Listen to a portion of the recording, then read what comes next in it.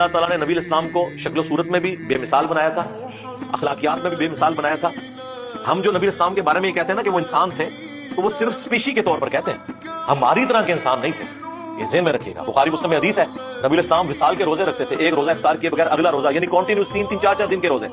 کچھ صحابہ نے رکھے، وہ بے ہوش ہو گئے، تو نبی الاسلام فرمایا ایکم مثلی، تم میں سے کون ہے جو میری مثل ہو؟ کسی نے نہیں پڑھا قل انما انا بشر مثلکم، نہیں پڑھا۔ ان کو پتا تھا کہ حضور کیا بات کر رہے ہیں۔ آپ نے فرمایا میں رات کے وقت اپنے رب کے حضور ہوتا ہوں، مجھے کھلاتا بھی ہے پلاتا بھی ہے، میری مثل تو کوئی ہو نہیں سکتا۔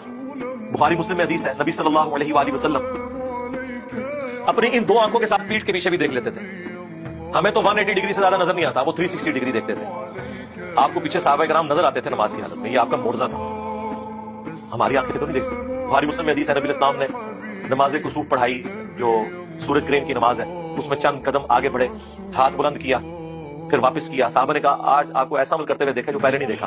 تو آپ نے فرمایا مجھے اللہ تعالیٰ نے جنت دکھا دی، اور اس میں نے انگوروں کا ایک گوشہ دیکھا، میں نے ارادہ کیا تمہارے لیے توڑ دوں۔ اب جنت 7 آسمانوں کے اوپر، ہاتھ بھی وہاں تک پہنچ رہا ہے، تبھی تو توڑنے کا ارادہ کیا اور دیکھ بھی لیا، اور پھر فرمایا کہ نہیں، پھر میں نے اسے ترک کر دیا، اور اگر میں توڑ لیتا تو تم ہمیشہ کھاتے رہتے، کیونکہ جنت کی نعمتوں کو فنا نہیں ہے۔ ایک آپ نے دانا توڑنا تھا، دوبارہ لگ جانا تھا، وہ جنت کو تو فنا نہیں ہے۔